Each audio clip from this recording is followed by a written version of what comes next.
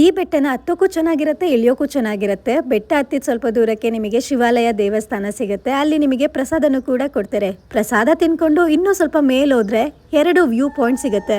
View ಬಗ್ಗೆ ಹೇಳೋದಕ್ಕೆ ಪದಗಳೇ ಸಿಗಲ್ಲ. ಪ್ರಕೃತಿ ಅಷ್ಟು ಸುಂದರವಾಗಿದೆ. ಹಾಗೆ ನಾವ್ ಇವತ್ತು ಬಂದಿರೋದು ಶ್ರೀ ಬೆಟ್ಟದ ಸಿದ್ದೇಶ್ವರ ಸ್ವಾಮಿ ಕ್ಷೇತ್ರಕ್ಕೆ. ಇದು ಅರಸೀಕೆರೆಯ ಹಿರೇಕಲ್ಲಿನಲ್ಲಿದೆ. ನಾನು ಇದೇ ಫಸ್ಟ್ ಟೈಮ್ ಈ ತರ ಟ್ರೆಕ್ಕಿಂಗ್ ಎಲ್ಲ ಮಾಡ್ತಾ ಇರೋದು. ಬೆಟ್ಟ ಹತ್ತಿದ್ ಒಂದು 10-15 ನಿಮಿಷಕ್ಕೆ ತುಂಬಾನೇ ಸುಸ್ತಾಯ್ತು. ಆಮೇಲೆ ಆ ಶಿವಪ್ಪ ನೆನಪಿಸ್ಕೊಂಡು ಬೆಟ್ಟ ಹತ್ತಿದ್ವಿ. ನೋಡಿ ಯಾವ ಸುಸ್ತು ಕಾಣಿಸ್ಲಿಲ್ಲ. ನಾವು ಪ್ರತಿದಿನದ ಕೆಲಸದಲ್ಲಿ ನಮ್ಮನ್ನ ನಾವೇ ಮರ್ತೋಗಿರ್ತೀವಿ. ಈ ತರ ಒಂದಿನ ಫ್ರೀ ಮಾಡ್ಕೊಂಡು ಪ್ರಕೃತಿ ಮಧ್ಯ ಬಂದು ನಮಗ್ ನಾವೇ ಟೈಮ್ ಕೊಟ್ಕೊಂಡ್ರೆ ಮನ್ಸಿಗೂ ಎಷ್ಟು ನಿರಾಳ ಅನ್ಸುತ್ತೆ ಅಲ್ವಾ. ನಾವಂತೂ ಇಲ್ಲಿ ಬೆಟ್ಟ ಹತ್ಬೇಕಿದ್ರು ಇಳಿಬೇಕಿದ್ರು ತುಂಬಾನೇ ಎಂಜಾಯ್ ಮಾಡ್ತಾ ಇದ್ವಿ. ಒಬ್ರಿಗೊಬ್ರು ಕಾಳು ಎಳ್ಕೊಂಡು ಭಯ ಪಡಿಸ್ಕೊಂಡು ಬೆಟ್ಟ ಹತ್ತಿತಾ ಇದ್ವಿ. ಈ ದೇವಸ್ಥಾನದ ಬಗ್ಗೆ ಹೇಳೋದಾದ್ರೆ ಇಲ್ಲಿ ಪ್ರತಿದಿನನೂ ಕೂಡ ಪ್ರಸಾದನ ಮಾಡ್ಕೊಡ್ತಾರೆ. ನೀವೇನಾದ್ರೂ ಸ್ಟೇ ಆಗ್ತೀರಾ ಅಂದ್ರೆ ಸ್ಟೇ ಆಗೋದಕ್ಕೆ ಜಾಗನೂ ಕೂಡ ಕೊಡ್ತಾರೆ. ನೀವೇನಾದ್ರೂ ಅಡುಗೆ ಮಾಡ್ಕೋತೀರಾ ಅಂದ್ರೆ ಅದಕ್ಕೂ ಕೂಡ ಸಾಮಗ್ರಿಗಳು ಅಲ್ಲೇ ಸಿಗುತ್ತೆ. ನೀವು ಗ್ಯಾಸ್ ನಲ್ಲಿ ಮಾಡ್ತೀರಾ ಅಂದ್ರೆ ಗ್ಯಾಸ್ನು ಕೂಡ ಕೊಡ್ತಾರೆ. ಇಲ್ಲ ಸೌದೆ ಒಲೆನಲ್ಲೂ ಕೂಡ ನೀವು ಅಡುಗೆನ ಮಾಡ್ಕೋಬಹುದು. ನಮ್ಮ ಕರ್ನಾಟಕದಲ್ಲೇ ನೋಡುವಂತ ಪ್ಲೇಸ್ಗಳು ತುಂಬಾನೇ ಇದೆ. ಆದಷ್ಟು ನಿಮ್ಮ ಹತ್ರ ಕೇಳ್ಕೊಳ್ಳೋದಂದ್ರೆ ಆದಷ್ಟು ನಿಮ್ಮ ಫ್ರೆಂಡ್ಸ್ ಗಳಿಗೆ ಮತ್ತೆ ಫ್ಯಾಮಿಲೀಸ್ ಗಳಿಗೆ ಈ ವಿಡಿಯೋನ ಶೇರ್ ಮಾಡಿ.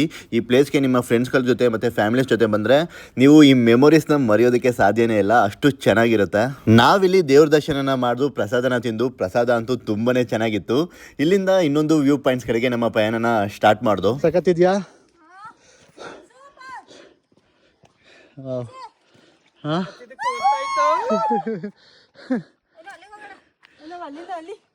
ಅಲ್ಲಿಂದ ಹತ್ಕೊ ಬಂದಿರೋದು. ಇಲ್ಲೊಂದು ದೇವಸ್ಥಾನ ಇದೆ ಅಲ್ಲಿ. ಡೌನ್ ಬಂತು ಮಳೆ ಬಂತು ಅಂತ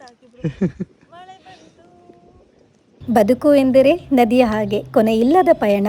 ಯಾವುದು ನಮ್ಮ ಜೊತೆ ಶಾಶ್ವತವಾಗಿ ಉಳಿಯುವುದಿಲ್ಲ. ಉಳಿಯುವುದು ಒಂದೇ, ಹೃದಯ ತಟ್ಟುವ ನೆನಪುಗಳು ಮಾತ್ರ. ಎಲ್ಲರ ದಿನ ಶುಭವಾಗಲಿ. ಎಲ್ಲರೂ ಖುಷಿಯಾಗಿ ಇರಿ.